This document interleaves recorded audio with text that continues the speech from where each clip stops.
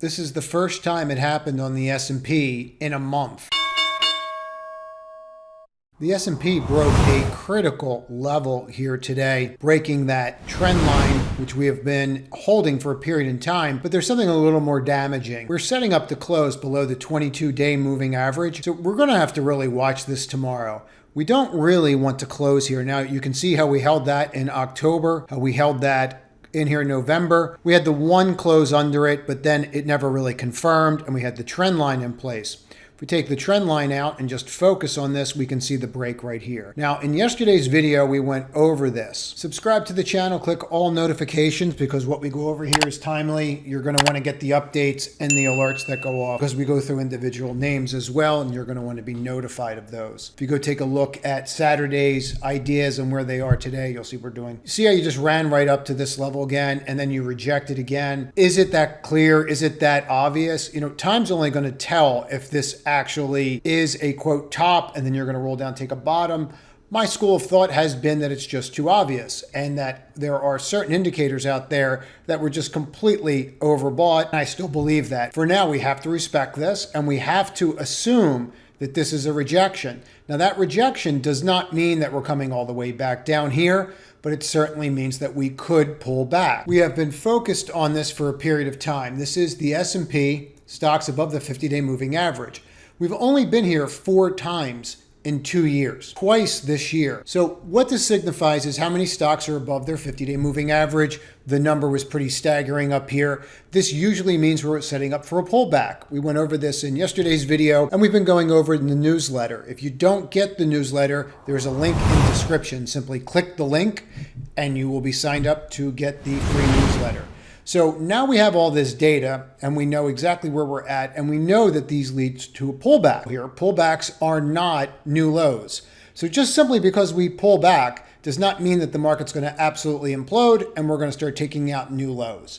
Nor does it mean that just automatically because we pull back a little bit that we're just going to go back up tomorrow. This is going to take time and you're going to have to build. And it's going to slowly pick out who the leaders are going to be and who the losers are going to be. And you're going to be able to see that by the action that takes place during the market. For example, Apple. One of the key names that we've been watching in the market is Apple. Yesterday, we started to try to flip this DTL right here downward trend line yet again, and we rejected. Right to it and then reject. And now you're coming right back down. Is this something to be worried about? I don't know that I'd be worried. I would definitely be aware of it. I think it's pertinent. You're sitting right below the 55 and the 22. That's not where we want to be.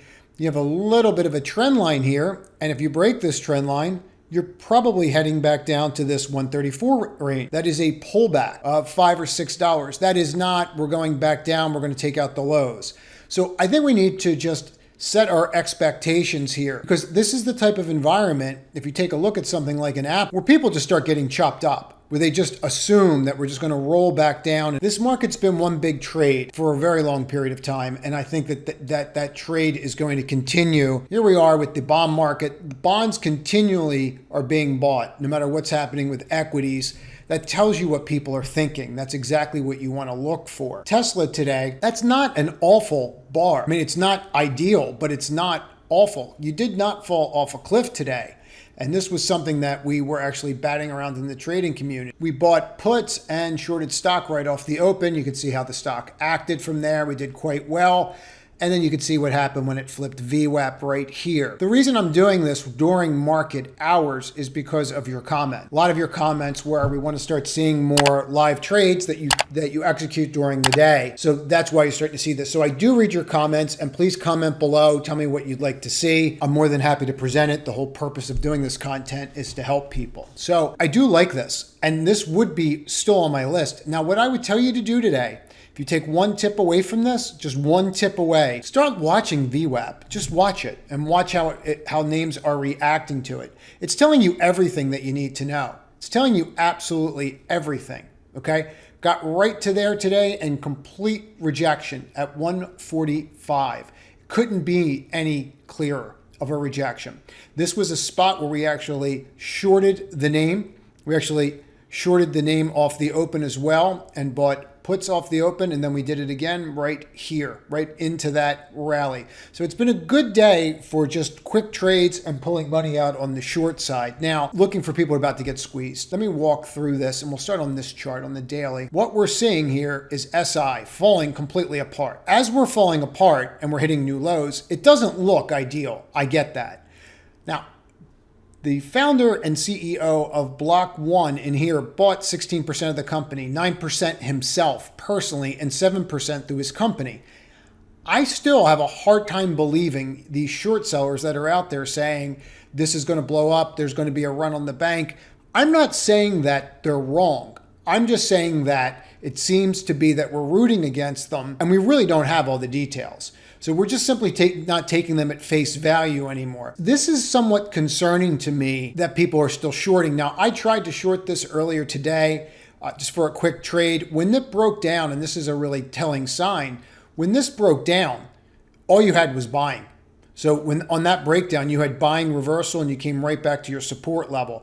That's a sign. Now, that's the exact opposite of what's going on in coin. Coin we put out last night, I actually went over this as a short again, and it was really very clear where the level was. This 45.63, once it broke, that was it, and it was just on. It was straight down, forms the H, comes down, breaks the H. This is the exact opposite. This can't get up off the floor. So you're seeing the tale of two tapes. I would not rule this out if it's something that you do and you are on the short side. This is a massive break from that level, and this is setting up to actually go a lot lower. So this is very different than what I just showed you on SI, and this is definitely on my list to continue to short. I'd like to short into rallies. We have to look at some of these big leaders. ENPH comes out, hits an all-time high, traps everybody, and then wham.